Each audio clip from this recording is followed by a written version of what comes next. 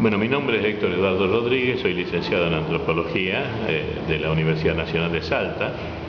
Actualmente soy profesor extraordinario en categoría consulto dentro de la universidad. He trabajado hace muchos años con temas vinculados a los pueblos indígenas, especialmente en su relación con su organización económica y social y con sus relaciones medioambientales.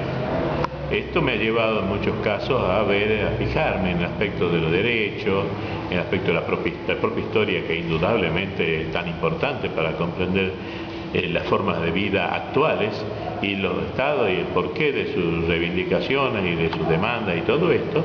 Entonces, estos temas, digamos, en los cuales he estado en los últimos años dedicado prácticamente. Y bueno, en este sentido, la gente de ProHuerta me invitó para que yo dé mi visión sobre la problemática indígena en general, acá en este curso. Acepté, y aquí tiene lo que hoy pienso ofrecer es eso, unas características generales de la problemática indígena, señalando especialmente la diversidad que hay en sus formas de vida, en su forma de organización, los procesos históricos que han pasado, porque, muchos de los estados, problemas que hoy tienen son problemas de arrastre históricamente. Una pregunta, a modo general, ¿qué podemos decir de la preexistencia de los pueblos que usted marcó en el inicio del curso? Bueno, voy a señalar el sentido que estoy totalmente de acuerdo con lo que ha determinado la Corte, la Constitución Nacional, aunque lo toma la provincial con algunas limitaciones, pero también se menciona el reconocimiento de la preexistencia de los pueblos indígenas. La preexistencia significa que primero que son pueblos, o que son naciones, podría haberse dicho de la misma manera, que son anteriores a la conformidad de la nación argentina. Pero yo quiero señalar que la palabra preexistente debe entenderse con claridad, que esa preexistencia es no solo a la nación argentina, es preexistencia a los estados coloniales, a los virreinatos, a la ocupación por los europeos en los distintos lugares de América en que ellos se han asentado, y que lo que hace a pueblo y su derecho a la cultura está definiendo también el derecho, a sus normas, sus propias normas, sus propias formas organizativas. Sus organizativas abarcan varios campos: cómo está organizado su trabajo, cómo está organizado sus formas matrimoniales, cómo están organizadas. Es hay una serie bastante importante, de esto, que no siempre, o bien las formas políticas, cómo están. Eso debe ser reconocido en la medida en que están preexistentes. Y esto creo que no se ha tomado plena conciencia del peso que tiene ese concepto de preexistencia étnica de los pueblos indígenas. También en el curso hizo una lectura de lo que es el artículo que habla de la preexistencia de los pueblos en la Constitución salteña y en relación a la Constitución nacional. ¿Hay mucha diferencia? Sí, hay mucha y hay poca. Si usted lee el texto y pasa inadvertido, pareciera que dice lo mismo. Pero mirándolo con un poco de atención, ¿cierto? Hay dos limitaciones muy grandes en la Constitución salteña. Una es que limita los derechos a las tierras fiscales, cosa que no lo hace la nación. Y el segundo es que menciona cuando se deban atender a esos derechos respetando los derechos de terceros. Y yo la pregunta que hago: ¿a quiénes se refiere con derechos de terceros? La nación no habla de derechos de terceros, porque habla de los derechos de las naciones preexistentes, de los pueblos preexistentes. Los terceros son los que vinieron después. ¿Cómo va a defender derechos de los que vinieron después a ocupar las tierras por la fuerza, por la violencia, por el engaño? Eso no tiene sentido, eso no puede aceptarse. Ahora, también en algún momento usted habla de nación. ¿Podemos hablar de una nación aborigen dentro de otra nación? Porque es un debate que se da en las comunidades cuando, hay sectores que no aceptan esto. Para mí, hablar de, supongamos, vamos a ser concreto, pueblo wichí, nación wichí o etnia wichí son sinónimos. ¿Por qué significa? Esto habría que empezar. En primer lugar, algunas palabras han tenido significados distintos en determinados usos, otros han sido relativamente nuevas.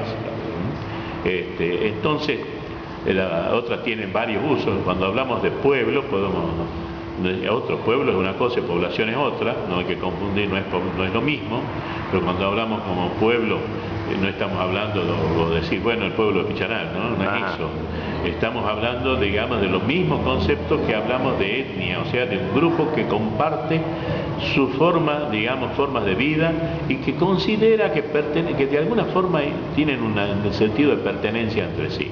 Y en ese sentido también coincide con nación, porque la palabra nación, originada en la palabra latina natus, está implicando su referencia en origen. Tienen en común una especie de origen común.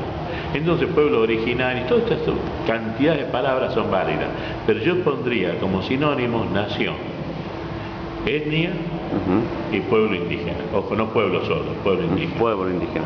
La última, licenciado. La Corte Suprema de Justicia ordenó hacer un estudio de impacto ambiental. ¿Qué le parece? ¿Qué información tiene al respecto? ¿Cómo cree que se están haciendo los trabajos? No, bueno, cómo se están haciendo no tengo conocimiento, no tengo información. Sé que se ha contratado a gente para hacer eso, desconozco realmente qué es lo que ha producido, si ya terminó o no, no tengo información.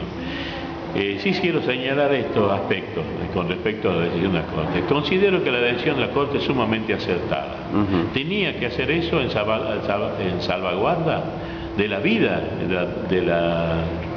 de los pueblos indígenas, de su reproducción biológica y cultural, necesariamente tenía que hacerlo. ¿Cuáles son las limitaciones que estoy viendo en este caso? Que no está acompañado, esto es una decisión de la Corte muy sabia, pero a su vez incompleta, porque no está acompañado por parte del Estado de una política que la aporte. Esto está faltando. Hasta cierto punto un poco tardía, porque ya hay mucho daño generado, pero bueno, que sea tardía, bienvenida, digamos, esta medida. Pero esta, como digo, quiero señalar, ¿no es cierto?, tiene que estar acompañada de todo un paquete completo de una política coherente con respecto al pueblo indígena, en consonancia con la normativa internacional, con la Constitución Nacional y normativa internacional. Creo que eso es un poco lo que está faltando con respecto a esta medida. Y esperemos que la Corte avance sobre esto y no que vaya a dar una marcha atrás. Ahora, licenciado, cuando hablamos de la Constitución habla de derechos de terceros, y en este caso hablamos del impacto ambiental. Hablamos del derecho de los terceros para desmontar. ¿Esto directamente va a afectar a las comunidades? Bueno, cuando se habla de derecho tercero en la Constitución provincial, está hablando de los derechos a la tierra. El derecho a la tierra es el derecho a los recursos naturales, no es la tierra para poder caminar, ¿no es cierto?, sino para poder alimentarse de ella. En ese sentido, ¿no es cierto?, ese derecho, digamos, el derecho a la subsistencia, ¿es cierto?, es pleno, ¿no es cierto?, tiene que otorgarse la propiedad, tiene que otorgarse, por lo tanto, el respeto a los recursos naturales, y por lo tanto los desmontes no pueden avanzar, que significa el avasallamiento de esos recursos naturales. Al contrario, el riesgo que podemos tener es que una vez destruidos los recursos naturales, la tierra que le entreguen sea totalmente estéril. Puede ser. Bueno, muchas gracias, licenciado.